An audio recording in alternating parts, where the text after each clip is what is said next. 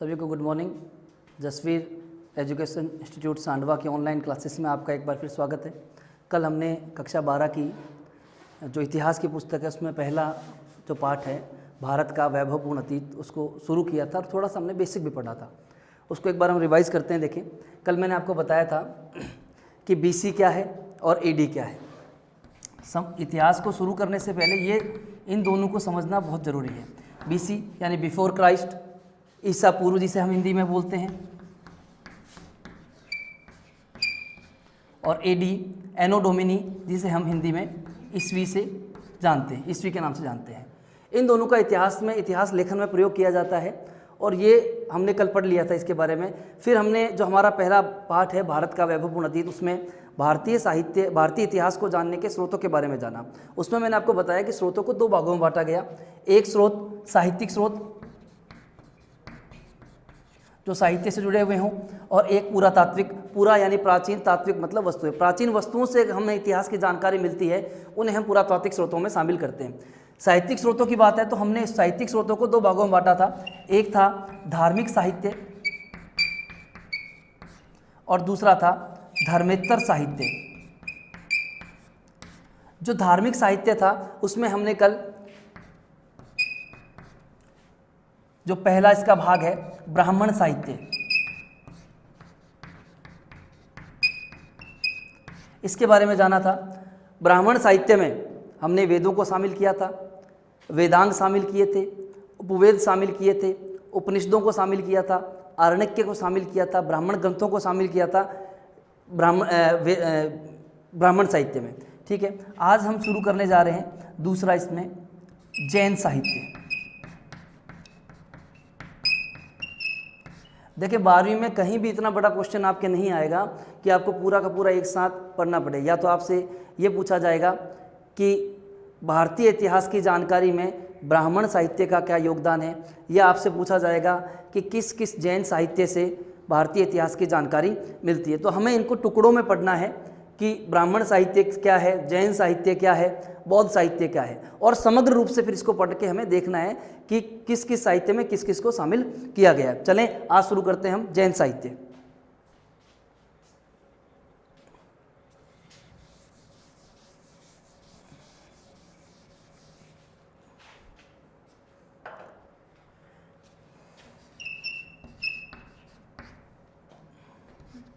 जैन शब्द जिन से मिलकर बना है, जिसका अर्थ होता है विजेता।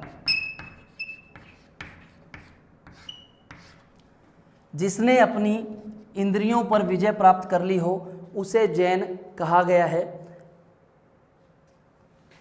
इसके जो पहले तीर्थंकर थे आदिनाथ जी थे, या जिन्हें हम ऋषभदेव भी कहते हैं। और जैन धर्म में कुल 24 तीर्थंकर हुए हैं। 24वें जो तीर्थंकर है महावीर स्वामी।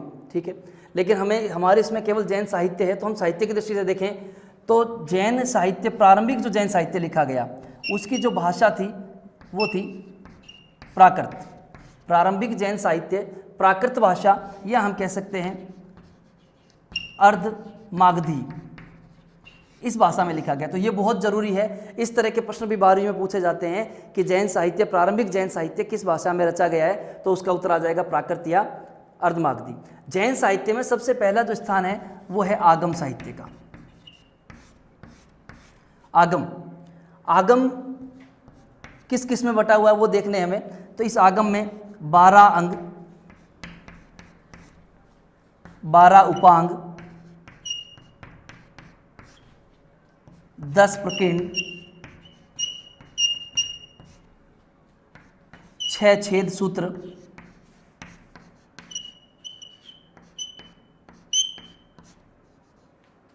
4 मूल सूत्र,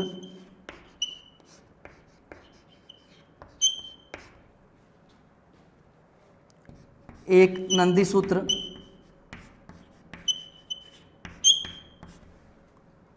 1 अनुयोग द्वार,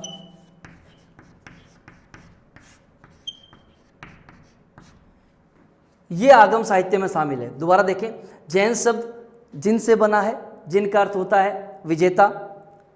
जैन साहित्य की अगर भाषा आपसे पूछी जाए तो उसका उत्तर आएगा प्राकृत में लिखा गया है, ठीक है। प्रारंभिक जैन साहित्य, इसके अलावा संस्कृत में भी लिखे गए हैं, लेकिन प्रारंभिक जैन साहित्य जो है वो प्राकृत में लिखा गया है या अर्धमागधी कह सकते हैं। जैन साहित्य को आगम कहा जाता है, आगम जैन साहित्य है। ये आगम जो है 12 अंगों में, 12 उपांगों में, 10 प्रकीर्ण में, 6 छेद सूत्र में, 4 मूल सूत्र में, 1 नंदी सूत्र में और 1 अनुयोग द्वार में बटा हुआ है। ये तो हो गया। इसके अलावा कुछ और ग्रंथ हैं, जैसे भद्रबाहु चरित्र,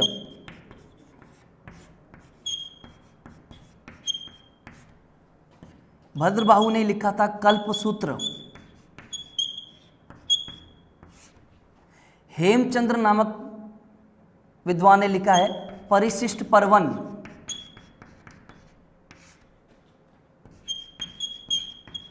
ये अन्य जैन ग्रंथ हैं। दोबारा देखें, भद्रबाहु चरित्र, कल्पसूत्र भद्रबाहु ने लिखा है, ये भी भद्रबाहु ने लिखा है। परिशिष्ट पर्वन हेमचंद्र नामक विद्वान ने ग्रंथ लिखा है परिशिष्ट पर्वन, ये अन्य जैन ग्रंथ है। तो आपको थोड़ा सा ये ध्यान रखना है, आपसे सीधा सीधा बारियों में पूछा सकता है कि आगम क्या है, तो जैन साहित्य को आगम कहा जाता है जो इतने भागों में बटा हुआ है, ये बताना है। फिर कुछ जैन ग्रंथों के नाम, भद्रबाहु चरित्र, कल्पसूत्र, परिशिष्ट पर्वन। इसके अलावा हम देखें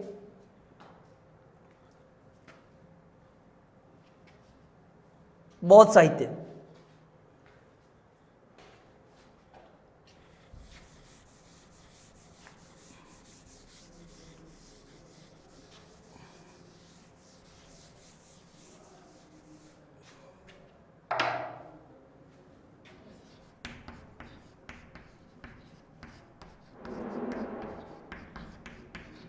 देखें जैन साहित्य की भाषा प्राकृत थी, लेकिन बौद्ध साहित्य की भाषा पाली है। बौद्ध साहित्य की भाषा क्या है? पाली। संस्कृत में भी लिखे गए, लेकिन प्रारंभिक बौद्ध साहित्य जो है वो क्या कहलाएगा, किस भाषा में लिखा गया? पाली में। दूसरा एक चीज़ और देखें यहाँ पर कि जैन साहित्य में हमने प्रारंभ में पढ़ा आगम को, यहाँ पर हमें जो प्रारंभिक बौद्ध साहित्य है उसमें पहले जो स्थान आता है वो आता है त्रिपिटक का। त्रिपिटक, यह जो त्रिपिटक है पाली भाषा में है, इसका जो है अर्थ होता है 3 टोकरियां, 3 टोकरी, ठीक है। त्रिपिटक में शामिल क्या है पहले ये देखें, तो इसमें है विनय पिटक,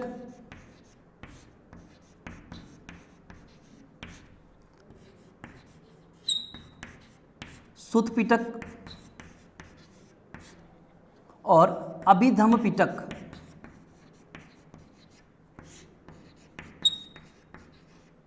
देखें बौद्ध साहित्य की भाषा आपसे पूछी जाए तो पाली, ठीक है। इसमें सबसे पहले स्थान जो आता है वो आता है त्रिपिटक का। त्रिपिटक का अर्थ क्या हुआ? 3 टोकरियां, ठीक है। विनय पिटक है क्या? इसमें विनय पिटक में बौद्ध धर्म से जुड़े भिक्षु और भिक्षुणियों के लिए नियम, बौद्ध धर्म से जुड़े भिक्षु और भिक्षुणियों के लिए जो नियम है, उनको किस तरह रहना चाहिए, कितनी भिक्षा करनी चाहिए, कब भिक्षा नहीं लेनी चाहिए, किस तरह उनको शयन करना चाहिए, ये सब चीज़ें जो हैं वो विनय पिटक में दी गई हैं। सुत पिटक में महात्मा बुद्ध के स्वयं के विचार हैं, यानी कि महात्मा बुद्ध के स्वयं के विचार, ये जो है ये सुत पिटक में है। और इसके अलावा अब देखें हम अभिधम्म पिटक, तो महात्मा बुद्ध के बाद जो भी बौद्ध दार्शनिक हुए उन बौद्ध दार्शनिकों के विचार, बौद्ध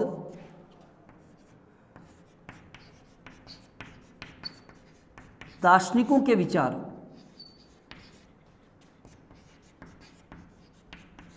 ये सुत पिटक में शामिल है।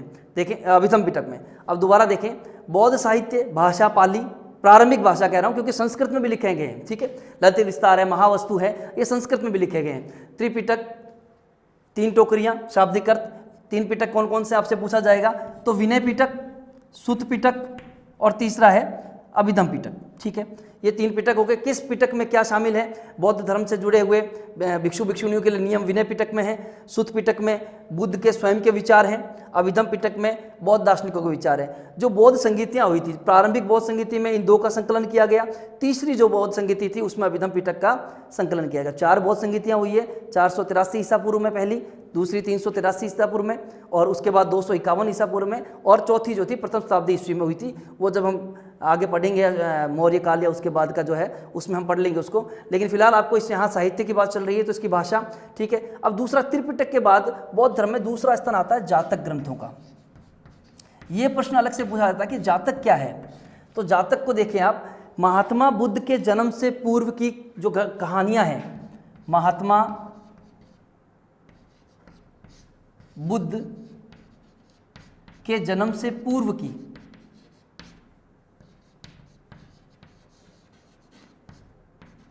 जो कहानियां हैं वो जातक ग्रंथों में संकलित हैं। और जातक, इनकी जो कुल संख्या है वो है 549। ये आपको ध्यान रखना है कि जातक की कुल संख्या कितनी है इसमें, तो कहानियों में, तो 549, ठीक है। महात्मा बुद्ध के जन्म से पूर्व की जो कहानियां हैं वो जातक कथाओं में है, और संख्या कितनी है तो पूछेंगे, आंसर इसका आ जाएगा 550। देखें ये पाली में है, ठीक है। इसके अलावा कुछ अन्य ग्रंथ और हैं, जैसे मिलिंद पन्हो, ये बहुत इंपॉर्टेंट है क्योंकि हमारे उसमें विदेशी आक्रमण में लिखा हुआ है। तो इंडो ग्रीक एक शासक हुआ है जिसका नाम है मेनांडर।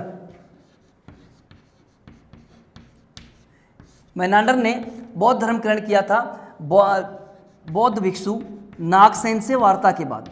तो नागसेन और मेनांडर के बीच में क्या वार्ता हुई, मेनांडर ने नागसेन से बौद्ध धर्म से जुड़े जो प्रश्न पूछे, उन प्रश्नों से जब मेनांडर संतुष्ट हो गया तो उसके बाद में उसने बौद्ध धर्म को ग्रहण कर लिया। इन सब का जो है वर्णन किया गया है मिलिंद पन्हो नामक ग्रंथ में। इसके अलावा अन्य ग्रंथ हैं दीपवंश,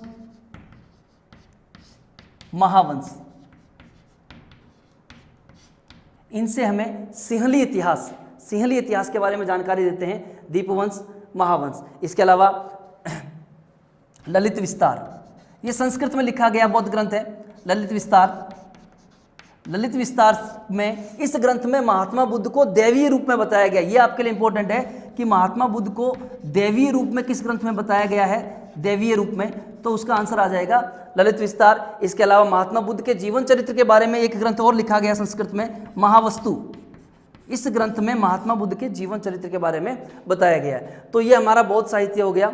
दोबारा देखें थोड़ा सा, बौद्ध साहित्य किस भाषा में रचा गया है, तो उसका आंसर आ जाएगा पाली भाषा में। प्रारंभिक बौद्ध साहित्य की बात कर रहा हूं मैं, ठीक है। और बौद्ध साहित्य में सर्वप्रथम जो है वो स्थान आता है त्रिपिटक का। त्रिपिटक का शाब्दिक अर्थ होता है 3 टोकरियां। त्रिपिटक में शामिल क्या क्या है वो देखें आप।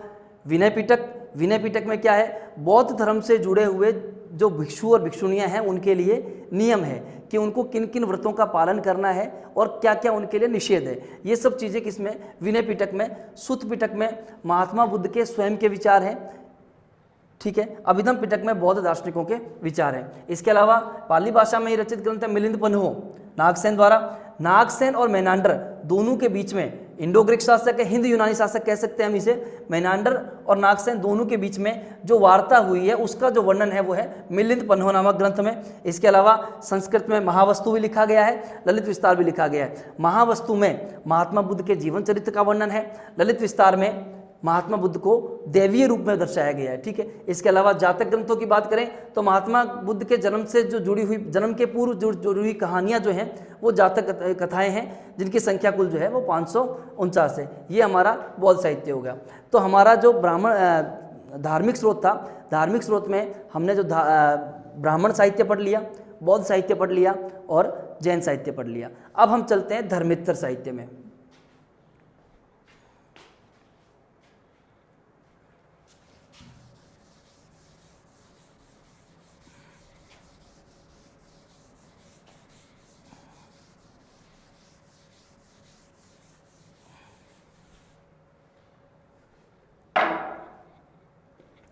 देखें धर्मेत्तर साहित्य,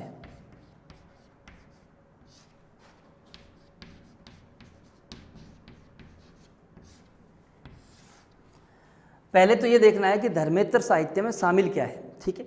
देखें धर्मेत्तर का मतलब होगा धर्म से इतर, धर्म से हटकर, ठीक है। तो इसमें हम क्या क्या शामिल करेंगे, सबसे पहले हम इसमें शामिल करेंगे ऐतिहासिक ग्रंथों को।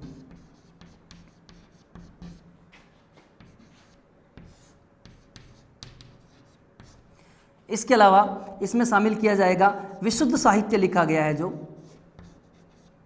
विशुद्ध साहित्य। देखिए विशुद्ध साहित्य में क्या क्या, कोई नाटक है, व्याकरण है,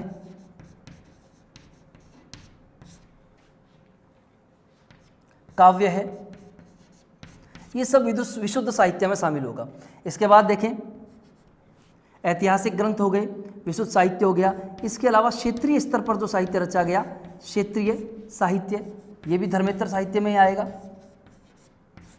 ठीक है। इसके अलावा विदेशी साहित्य,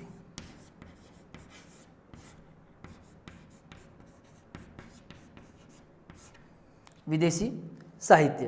तो धर्मेतर साहित्य में क्या क्या शामिल होगा देखें, ऐतिहासिक ग्रंथ, विशुद्ध साहित्य, इसमें नाटक, व्याकरण, काव्य, क्षेत्रीय साहित्य, विदेशी साहित्य। विदेशी साहित्य को हम बांट देंगे बाद में आगे कि विदेशी साहित्य में यूनानी अलग आ जाएंगे, ठीक है, चीनी अलग आ जाएंगे, तिब्बती अलग आ जाएंगे, अरब लेखक आ जाएंगे। एक एक दो दो जो रचनाएं हैं उनकी हमें याद करनी है, क्योंकि 12वीं क्लास में कई बार, एक दो बार बोर्ड में इस तरह का क्वेश्चन आया है कि एक तरफ तो पुस्तक का नाम दे दिया है और सामने उसके रचनाकार का नाम दे दिया और मिलान करने को कहा गया है। तो इसलिए हमें ये किताबों के नाम और किताबों के रचयिता के नाम हमें आने चाहिए, जरूरी है 12वीं की दृष्टिकोण से, ठीक है। देखते हैं अब इसको एक एक करके देखते हैं कि ऐतिहासिक ग्रंथों में क्या क्या शामिल है, जो इंपॉर्टेंट है वो करेंगे। विशुद्ध साहित्य में क्या शामिल है, क्षेत्रीय साहित्य में क्या शामिल है और विदेशी साहित्य में क्या शामिल है, देखें।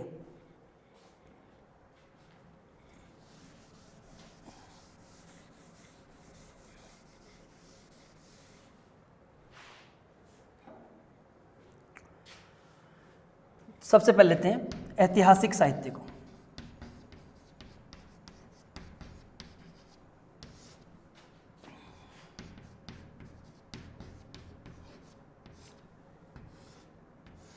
देखें, अगर विशुद्ध ऐतिहासिक साहित्य की बात करें सबसे पहले, तो सबसे पहले नाम आता है कश्मीरी इतिहासकार कल्हड़ का। कल्हड़ ने पुस्तक लिखी राज तरंगिणी।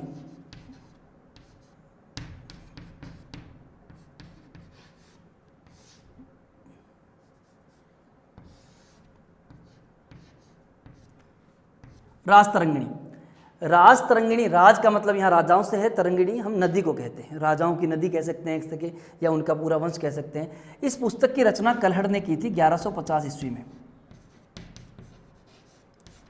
इस पुस्तक में प्रारंभ से लेकर 1150 ईस्वी तक का जितना भी कश्मीर का इतिहास है वो है। तो आपसे अलग अलग तरीके से क्वेश्चन पूछे जा सकते हैं। कल्हड़ की राज तरंगिणी जो है उसमें किस स्थान का जो है इतिहास वर्णित है, तो उसका आ जाएगा आंसर कश्मीर का इतिहास है। कब रचना की गई, 1150 ईस्वी में की गई। कल्हड़ कहाँ के हैं, कहाँ के इतिहासकार, तो कश्मीर के। एक तो ये। दूसरा हम लेते हैं चाणक्य का नाम। चाणक्य कह दो, विष्णुगुप्त कह दो या कौटिल्य कह दो, एक ही बात है। चाणक्य की जो रचना है वो है अर्थशास्त्र।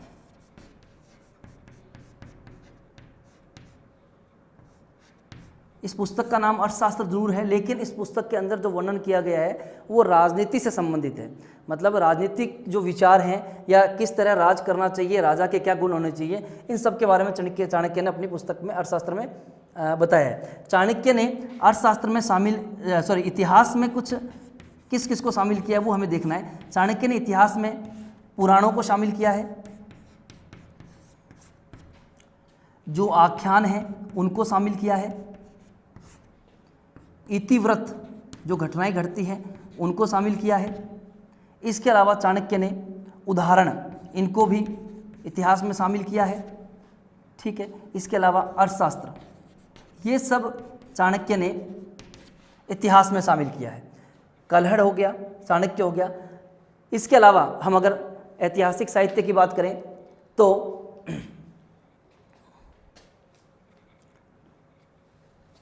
2 नंबर हो गया। 3 नंबर पर देखें, हर्षवर्धन के दरबारी कवि बाणभट्ट का नाम आता है। बाणभट्ट ने 2 पुस्तकें लिखी, हर्षचरित्र और कादंबरी।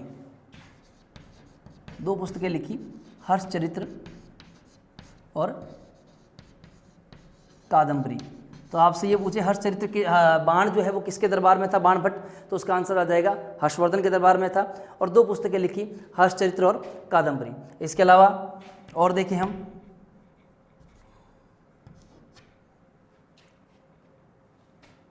विल्हड़ ने एक पुस्तक लिखी, विक्रमांक देव चरित्र।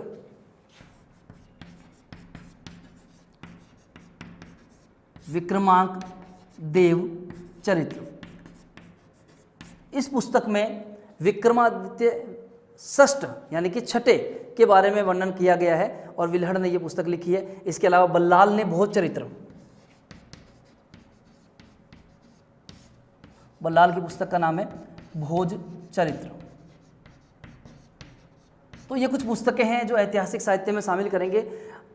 पुस्तक में जो 12वीं कक्षा है उसमें मिलान के बारे में पूछा जाता है कि पुस्तक का एक तरफ इतिहासकार का नाम दे देंगे, दूसरी तरफ पुस्तकों का नाम दे देंगे। तो हमें ये ध्यान रखना है कि किस इतिहासकार की कौन सी रचना है, ठीक है, और कौन सा इतिहासकार किसके दरबार में था। ये हम जैसे जैसे हम आगे बढ़ेंगे 12वीं के नेक्स्ट लेसन में तो वो देखेंगे कि चाणक्य चंद्रगुप्त मौर्य के समय है, वो हर्षवर्धन के समय है, तो ये वो विक्रमादित्य षष्ठ के समय है। तो हम जो है इनको आगे पढ़ते जाएंगे, ठीक है। इसीलिए मैं आपको स्टार्टिंग में कह रहा था कि ये जो आपका पहला लेसन है इसमें तथ्य ज़्यादा है, लेकिन ये पूरा लेसन जो है आपका आगे के इतिहास को पढ़ने को ईजी कर देगा, बिल्कुल, ठीक है।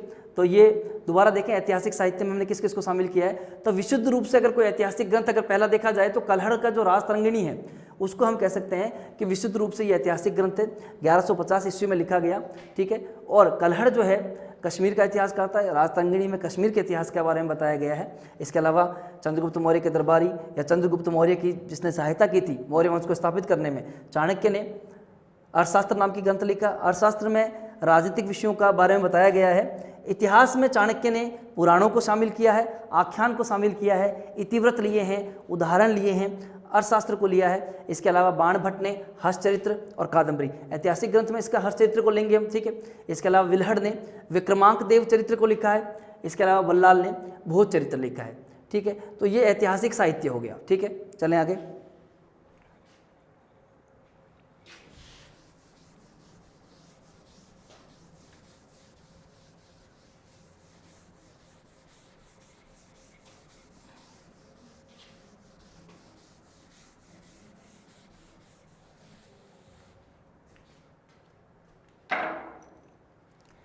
अब हम दूसरे स्थान पर लेते हैं विशुद्ध जो साहित्य लिखा गया।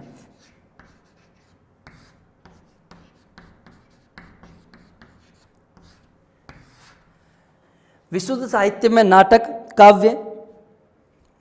काव्य या कोई व्याकरण से संबंधित ग्रंथ है उनको। तो देखें सबसे पहले पाणिनि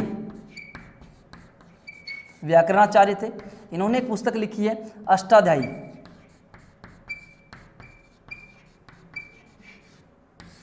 पाणिनि ने कौन सी पुस्तक लिखी है? अष्टाध्यायी। इसके बाद अगर हम करें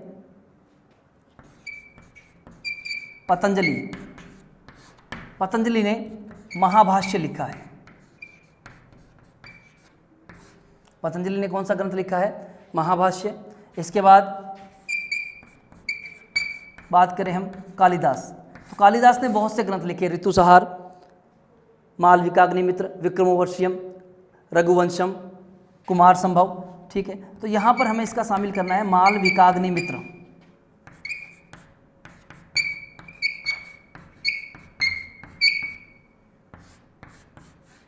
ये कालिदास का ग्रंथ हो गया। इसके अलावा एक इतिहासकार और हुए हैं विशाख दत्त। विशाख दत्त ने लिखा है मुद्रा राक्षस। मौर्य वंश की जानकारी का स्रोत भी है अगर माने तो विशाख दत्त का मुद्रा राक्षस है। इसके अलावा विशाख दत्त का मुद्रा राक्षस हो गया। इसके अलावा शूद्रक ने ग्रंथ लिखा है मृच्छकटिकम।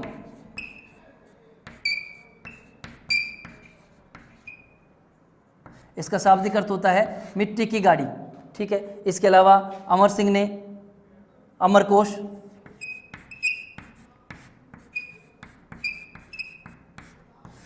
ये सब इनको हम विशुद्ध साहित्य में शामिल करेंगे। देखिए दोबारा, पाणिनि का अष्टाध्यायी व्याकरण ग्रंथ है, पतंजलि का महाभाष्य, ठीक है।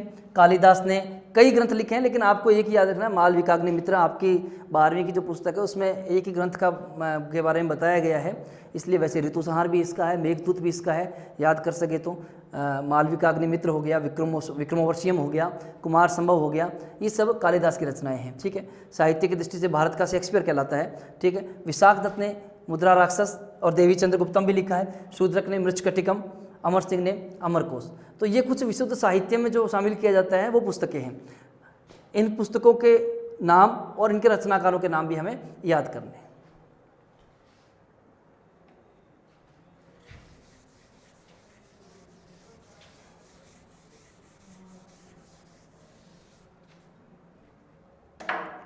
इसके बाद तीसरा हम लेते हैं क्षेत्रीय साहित्य, कि क्षेत्रीय साहित्य से हमें क्या क्या जानकारी मिलती है।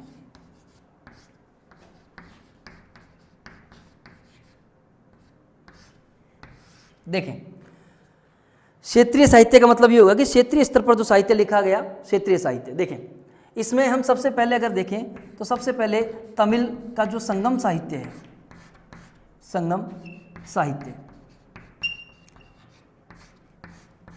संगम जो शब्द है इसका अर्थ गोष्ठी हम लगा सकते हैं, या तो गोष्ठी हो गया या कोई परिषद हो गया, गोष्ठी या परिषद से लगा सकते हैं। संगम साहित्य आपको किस तरह के याद करना है, इसमें क्वेश्चन को देखें। आपको याद करना है कि संगम साहित्य का संबंध किससे है, तो तमिल भाषा से है। ठीक है, पांडे जो शासक हुए हैं उन शासकों के संरक्षण में कुल संगम कितने हुए हैं, तो आपका आंसर आ जाएगा 3। आपसे ये पूछे संगम साहित्य के प्रणेता कौन है, तो इसके प्रणेता माना गया है अगस्त्य को। किसको माना गया, अगस्त्य को इसका प्रणेता माना गया है संगम साहित्य को। चोलों के बारे में और चेरों के बारे में हमें संगम साहित्य से जानकारी मिलती है। देखें, क्षेत्रीय साहित्य में सबसे पहले हम लेंगे संगम साहित्य को। संगम साहित्य तमिल में रचा गया, तमिल भाषा का है। ठीक है, पांड्य शासकों ने संरक्षण दिया। कुल संगम कितने हुए, 3 हुए। लेकिन सबसे इंपॉर्टेंट जो है हमारे लिए ये क्वेश्चन है 12वीं की दृष्टि से कि संगम साहित्य का प्रणेता कौन था, तो अगस्त्य ऋषि जो है उनको संगम साहित्य का क्या माना जाता है, प्रणेता माना जाता है। एक तो दूसरा विद्वान हुए धुर्जटी। धुर्जटी जो है, धुर्जटी ने एक ग्रंथ लिखा है विजयनगर के प्रसिद्ध शासक कृष्णदेव राय के बारे में, जिस ग्रंथ का नाम है कृष्णदेव राय विजयुम। कृष्णदेव राय विजयुम। कृष्णदेव राय 1509 से लेकर 1529 तक शासन किया। बाबर ने अपनी आत्मकथा में जिन 2 हिंदू शासकों की प्रशंसा की है उनमें एक विजयनगर के कृष्णदेव राय और दूसरा मेवाड़ के शासक राणा सांगा। तो आप ये कृष्णदेव राय हमारे अलग से लगा हुआ भी, हम उसको पढ़ेंगे अच्छे से। ठीक है, तो धुर्जटी ने पुस्तक लिखी है कृष्णदेव राय विजयुम। इसके अलावा पृथ्वीराज चौहान के दरबारी कवि चंद्रबरदाई ने पुस्तक लिखी है पृथ्वीराज रासो। इसे भी हम क्षेत्रीय साहित्य में शामिल करेंगे। इसके अलावा सूर्यमल मिश्र ने पुस्तक लिखी है वंश भास्कर, वो भी क्षेत्रीय साहित्य में शामिल की जाएगी। तो ये हमारा हो गया क्षेत्रीय साहित्य। आज के लिए इतना ही, बाकी का जो है हम कल पढ़ेंगे। धीरे धीरे अपनी कॉपी में नोट्स बनाते जाएं। जो चीज़ समझ में नहीं आ रही है, जब हम ऑफलाइन क्लासें लेंगे तो उसमें आपको विस्तार से दोबारा इसको समझा देंगे। लेकिन फिलहाल ये है कि लॉकडाउन के समय का आप सदुपयोग करें, जिससे कि आपको ज़्यादा से ज़्यादा आगे जो है दिक्कत ना आए बिल्कुल भी, और बिल्कुल ईजी हो जाए पढ़ना। ठीक है ना, सभी को धन्यवाद।